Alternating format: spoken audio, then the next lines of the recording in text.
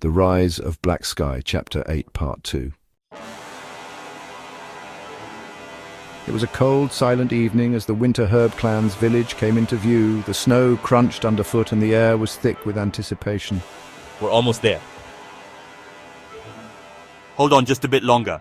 Daisuke, a giant of a man with a flawless, pale complexion, carried a wounded friend still unconscious. His breath was visible in the frigid air, each step heavy but determined. With their spirit weapons up, 10 guards made out what looked like a giant carrying something on its back. After a few minutes, the giant reached a dozen yards from the gate. Stop right there. However, the giant continued to move toward them as if he hadn't heard their command. He didn't even raise his feet to walk, he just slid across the ground. Seeing that their words had fallen on deaf ears, the guards began to condense their spirit energy into their weapons as fire, water, or ice appeared on the edges of their weapons. They were preparing to attack, but a voice rang out from behind them. The guards turned around to see Yukiko drop her basket and run toward the intruder. The crowd parted the way, fearing Yukiko's touch. Even the guards weren't brave enough to block her path as they saw her as a natural disaster. Don't hurt him. That's Daisuke. The guards parted ways for Yukiko, standing at salute for the holy woman, but none of that mattered to her. He was once the boy who had saved her years ago in the ice forest. Although he was much taller, his skin was as flawless as jade, and almost as pale as her skin, just as the day she last saw him. Many emotions came bubbling up to the surface as Yukiko recalled that wonderful month when he stayed at the village with them. For the first time in a long time, she was able to talk to someone besides her younger brother without being on guard for things to get bad like they usually did. Yukiko's voice trembled with a mix of relief and worry as she neared Daisuke. Daisuke, is that really you? Yukiko, I need your help. The giant collapsed to his knees, struggling to keep his friend secure on his back. Yukiko rushed forward, her icy touch still not affecting Daisuke's skin. Don't worry, Daisuke. We'll get you both help. Just hold on. The villagers watched in awe as Yukiko, the holy woman with the icy touch, tended to the giant who had once been her savior. The bond they shared was evident, and for a moment the cold seemed to thaw just a little in the presence of their reunion. When she finally took her eyes off him, she noticed a brown-skinned young man with skinny limbs and a damaged body tied to Daisuke's back. She put her hands on Daisuke's face and his focus returned. During his journey he had only hunted a few small animals to feed pride, and used his physical source energy to keep his best friend from freezing due to evil frost, or dying from the massive wounds plaguing his body. After finally noticing that he had made it to the Winter Herb Clan's non-combatant village, he looked at Yukiko and gave her a smile that blew away all her negative emotions accumulated over the last 2 years. Having found that he had made it to his goal, Daisuke fully collapsed, face forward into the snow. Yukiko started screaming Daisuke's name to get him to wake up, but he wouldn't move an inch. She ordered the guards to carry Daisuke and his companion to her hut. No matter how much the guards didn't want to let outsiders into the village, no one was brave enough to go against the holy woman. 2 guards tried and failed to lift Daisuke's massive unconscious body, so 2 more came, and all 4 of them struggled to carry him. Another guard untied pride from Daisuke's back and easily carried him to the hut. Several hours later, the village's main healer walked out of Yukiko's hut to greet her. After seeing Daisuke again, Yukiko's usual temperament of avoidance and quietness was replaced with the authority of a leader. How are they? The good news is that the large man is currently doing fine. It seems like he is exhausted and famished. From what I can tell, he has constantly been moving without rest for at least a week now. If he had been by himself, he wouldn't look this bad.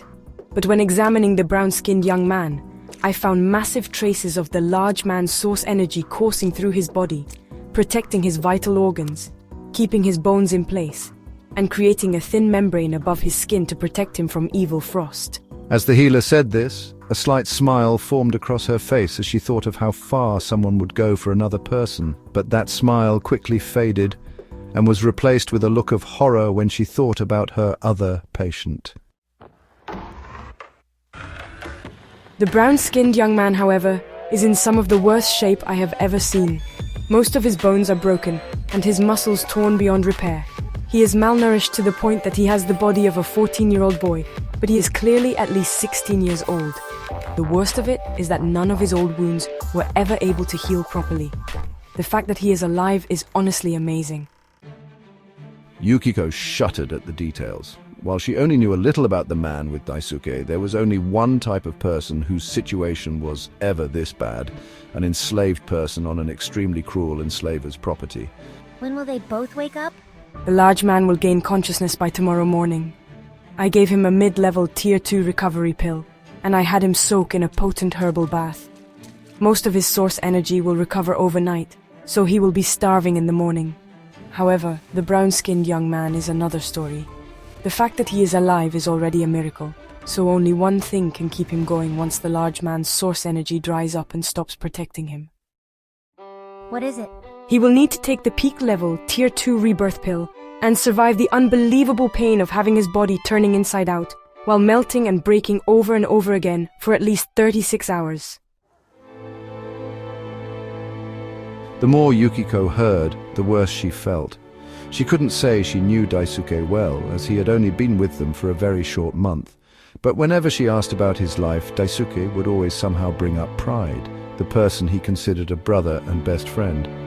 While she wished he had talked more about himself than his best friend, Yukiko also felt closer to him because they were similar in how their eyes visibly brightened up when they talked about someone they loved. She couldn't imagine how she would give this terrible news to him when he woke up, but she decided not to stand still.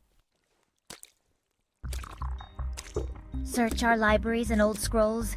I want the recipe for the rebirth pill and all its ingredients as soon as possible. I won't take anything less as an excuse. Yes, miss, said the healer, rushing away from Yukiko's hut. Yukiko walked into her hut and saw the two unconscious young men resting. Yukiko knelt down next to Daisuke and Pride, pondering how she could help the weaker man. Out of anyone in the village, she had one of the highest levels of source ability at the peak of mid-level Tier 2, as far as she knew, besides two other people. While thinking about what to do, a black figure began to materialize out of thin air near the door. Yukiko turned around but couldn't make out its silhouette because all the lights went out, as if even the Earth's light was too scared to get near the figure. When Yukiko saw it was a person, she jumped up and stood in fear, keeping herself between the monster in front of her and the unconscious young men behind her. The figure had no physical features where its face should have been, which made it all the more terrifying, but its presence showed no hostility. Yukiko's brain was spinning, trying to figure out what was going on. She felt frozen until the creature started moving toward Daisuke. At that moment, a chilling anger arose inside Yukiko. Without thinking, she attacked the creature. This was the first time in her life that she'd attacked another living being.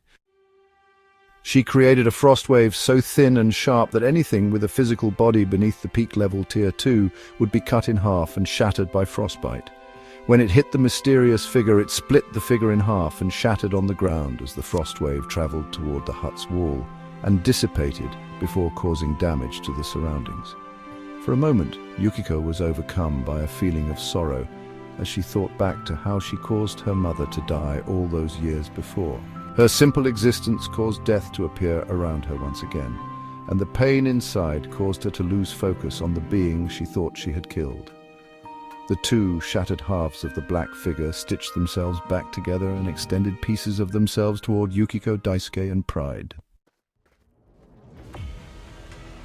Once in contact with the figure, Yukiko found herself in a completely black area filled with smoky shadows and a dark light that illuminated the place.